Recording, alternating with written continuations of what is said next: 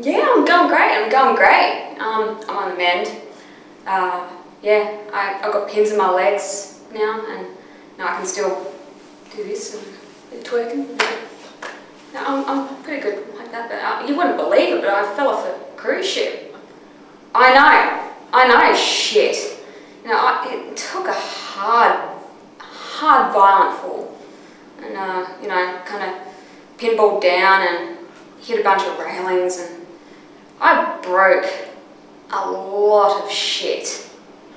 But I'm not going to say I survived. I'll say I thrived, and I met a dolphin down there, and I swear to God, that dolphin, he just looked at me, but in my soul, in my goddamn soul, Annie, and he said, "Megan, I'm going to save you." But,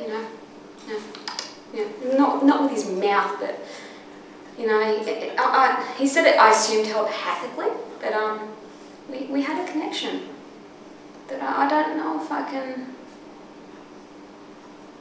Oh, I'm such an arsehole. I'm so sorry, where are my manners? You must be Annie's husband. I'm Megan. No, not husband. Okay, I stand corrected. Okay. Well, I'm glad he's single because I'm gonna climb that like a tree.